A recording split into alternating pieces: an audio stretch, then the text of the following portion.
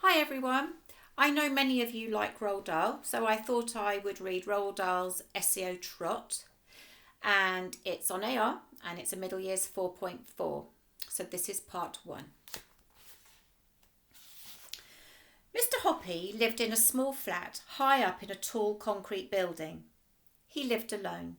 He had always been a lonely man, and now he was retired from work, he was more lonely than ever. There were 2 loves in Mr. Hoppy's life. One was the flowers he grew on his balcony. They grew in pots and tubs and baskets. And in summer, the little balcony became a riot of colour. Mr. Hoppy's second love was a secret he kept entirely to himself. The balcony immediately below Mr. Hoppy's jutted out a good bit further from the building than his own.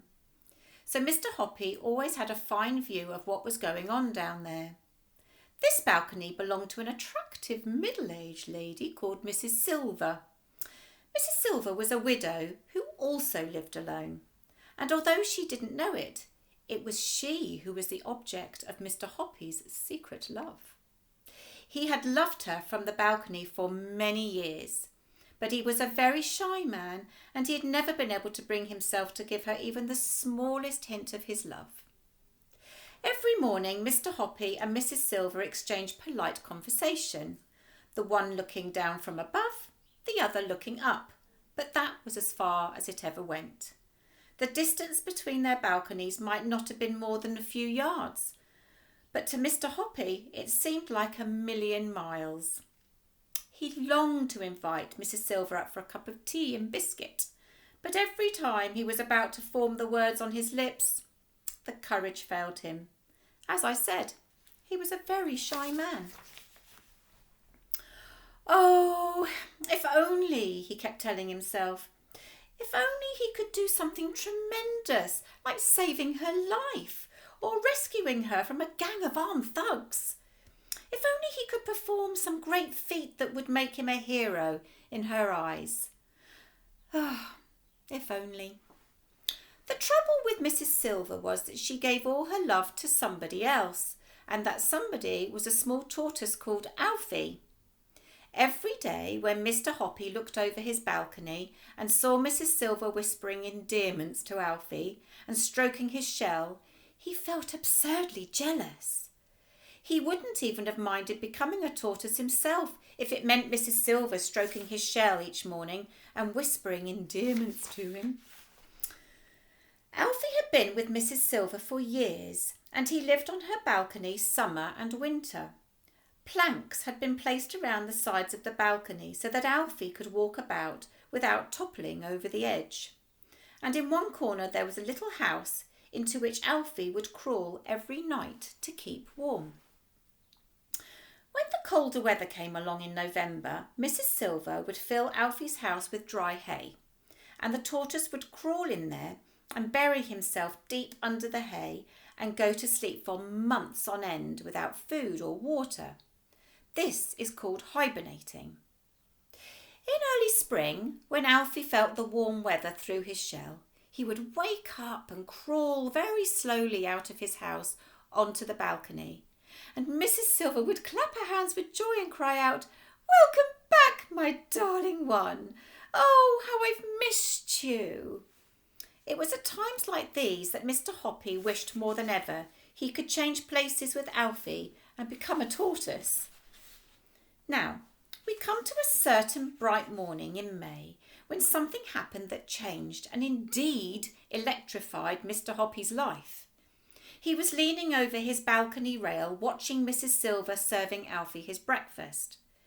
"Here's the heart of the lettuce for you, my lovely," she was saying, "and here's a slice of fresh tomato and a piece of crispy celery."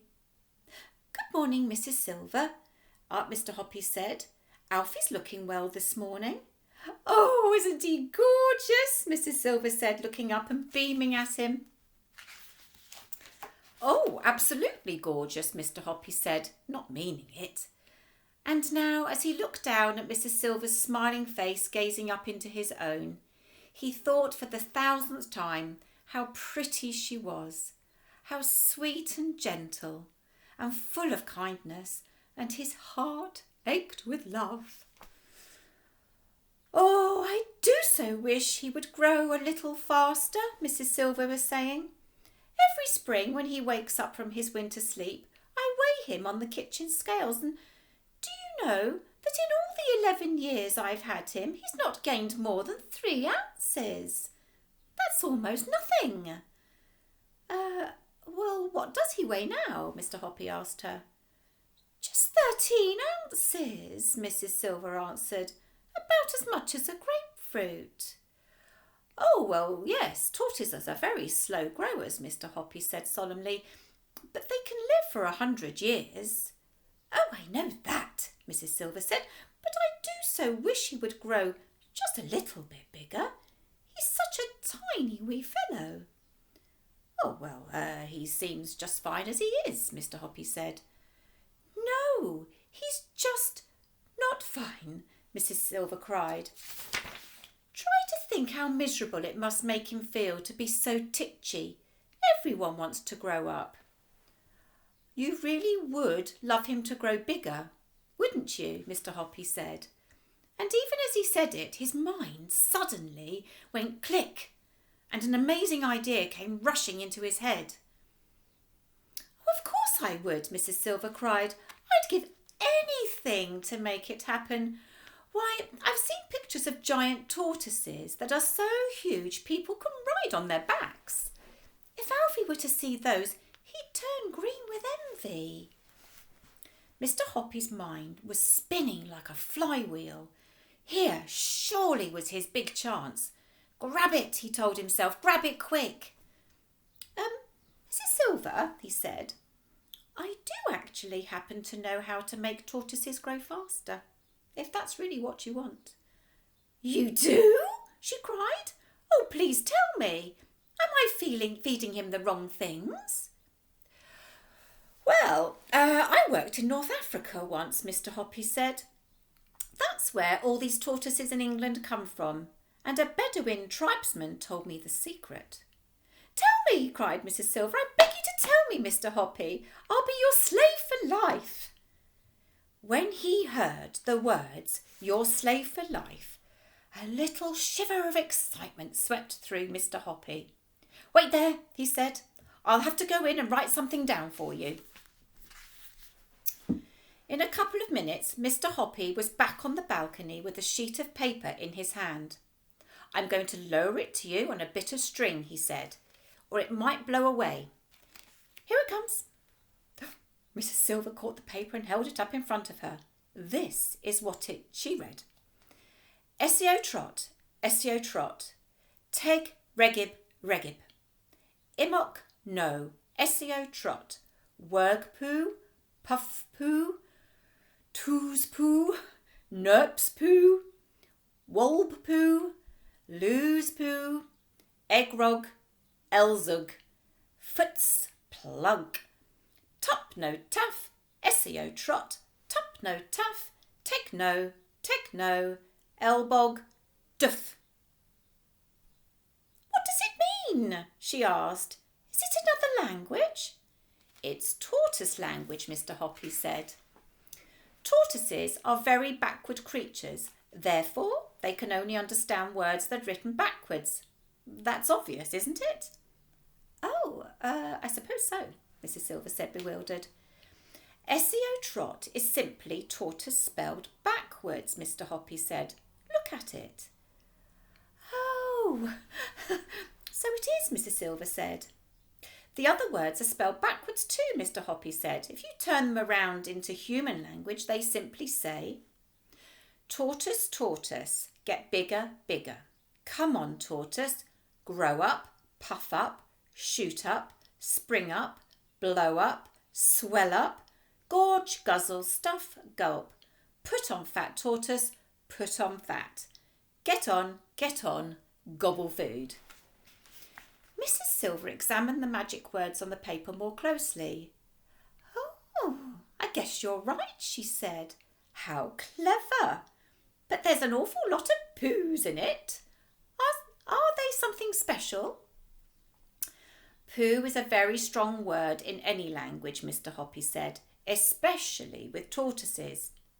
Now what you have to do, Mrs. Silver, is hold Alfie up to your face and whisper these words to him 3 times a day, morning, noon and night. Let me hear you practice them." Very slowly and stumbling a little over the strange words, Mrs. Silver read the whole message out loud in tortoise language. "Not bad," Mr. Hoppy said, "but try to get a little more expression into it when you say it to Alfie. If you do it properly, I'll bet you anything you like that in a few months' time he'll be twice as big as he is now." "Oh, I'll try it," Mrs. Silver said. "I'll try anything. Of course I will. But I can't believe it'll work." "You wait and see," Mr. Hoppy said, smiling at her. Back in his flat, Mr. Hoppy was simply quivering all over with excitement. "Your slave for life," he kept repeating to himself. "What bliss!" But there was a lot of work to do before that happened. The only furniture in Mr. Hoppy's small living room was a table and 2 chairs. These he moved into his bedroom. Then he went out and bought a sheet of thick canvas and spread it over the entire living room floor to protect his carpet. Next he got out the telephone book and wrote down the address of every pet shop in the city. There were 14 of them altogether. It took him 2 days to visit each pet shop and choose his tortoises. He wanted a great many, at least 100, perhaps more. And he had to choose them very carefully. To you and me, there is not much difference between one tortoise and another. They differ only in their size and in the colour of their shells. Alfie had a darkish shell, so Mr. Hoppy chose only the darker shell tortoises for his collection. Size, of course, was everything. Mr. Hoppy chose all sorts of different sizes, some weighing only slightly more than Alfie's 13 ounces, others a great deal more, but he didn't want any to weigh less. "Feed them cabbage leaves," the pet shop owner told him. "That's all they'll need, and a bowl of water."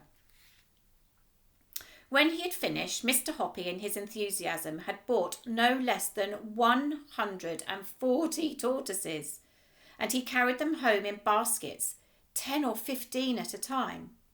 He had to make a lot of trips and he was quite exhausted at the end of it all, but it was worth it. Boy, was it worth it. What an amazing sight his living room was when they were all in there together.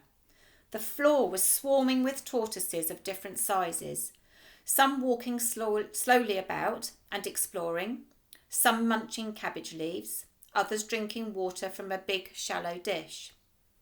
They made just the faintest rustling sound as they moved over the canvas sheet, but that was all. Mr. Hoppy had to pick his way carefully on his toes between this moving sea of brown shells whenever he walked across the room, but enough of that, he must get on with the job. I'll stop there and the next part will be soon. That's the picture of all the tortoises that he's got for his little plan. I'll see you soon. Bye.